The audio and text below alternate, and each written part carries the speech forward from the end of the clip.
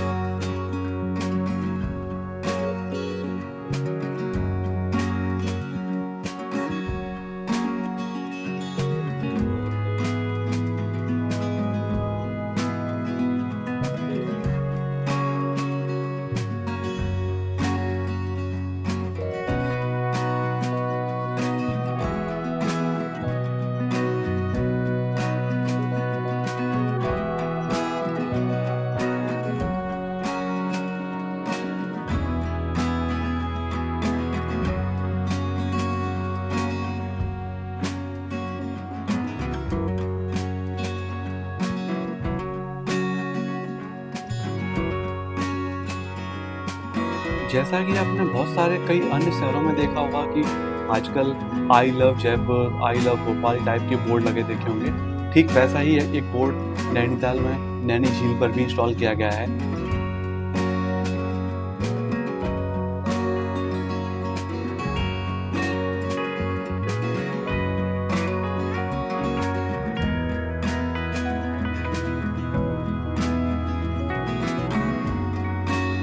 नैनीताल झील अपनी खूबसूरती एवं वहाँ होने वाली बोटिंग के अलावा एक चीज़ भी और प्रसिद्ध है, वो है इस झील में पाई जाने वाली मछलियाँ। यहाँ पर मछलियों का इतना बड़ा झुंड है कि अगर आप देखेंगे तो पाएंगे कि हर तरफ तालाब में, झील में मछलियाँ ही मछलियाँ हैं।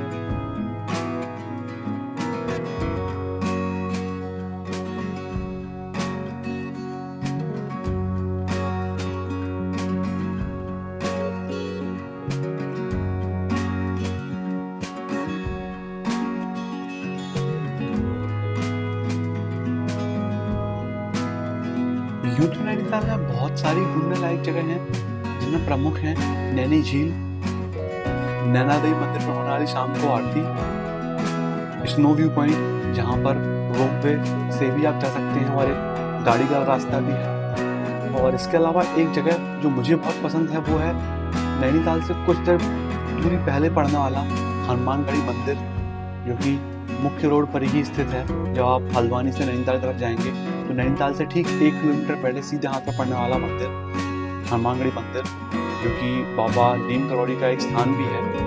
ये जगह बहुत ही शांत है, यहाँ आपको एक अलग ही आध्यात्मिक सुकून मिलेगा अगर आप यहाँ पर जाएंगे तो। और इन सब के अलावा जो और एक सुकून देने वाली चीज़ है वो है फुर्सत में नैनी झील के पास बैठकर नैनी झील को एकटक निहारना, जो कि आप इस वीडियो को देखकर कर सकते हैं। जैसा कि मैंने आपको इस ब्लॉग के शुरुआत में बताया था कि नैनीताल आने का हमारा कोई प्लान नहीं था, बस यूं ही हम यहाँ पर चले आए थे। तो यहाँ पर आने का हमारा अचानक से प्लान बना, और इस प्लान के पीछे भी शायद कुछ और भी कारण थे। वो कारण क्या था वो आपको बताता हूँ।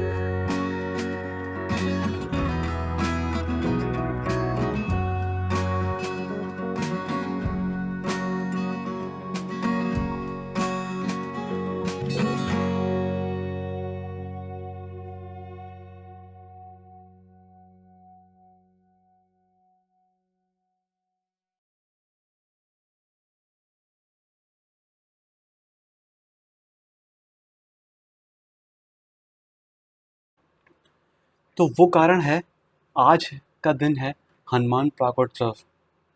तो आज जगह-जगहों पर हनुमान जी के मंदिरों में भंडारे आदि हो रहे थे। जब हम नैनीताल से वापस हल्द्वानी की तरफ बढ़े, तो एक मोड़ पर कुछ लोगों की भीड़ सी लगी थी।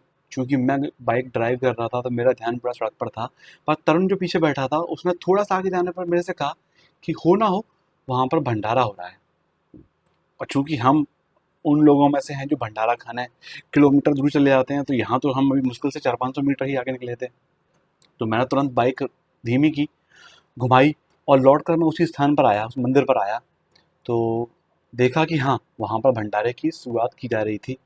और तो बस फिर क्या था, हमने बाइक जो है रोड के साइड पर पार्क की और हम वहाँ पर आए। सबसे पहले हमने हाथ धोए और हम भंडारा ग्रहण करने के पूरे मूड में थे। अब उन्होंने यहाँ पर जो ख़ास बात थी वो ये थी कि भंडारे में सबसे पहले हमको चाय पीने को मिली। हमने एक-एक कप चाय पी।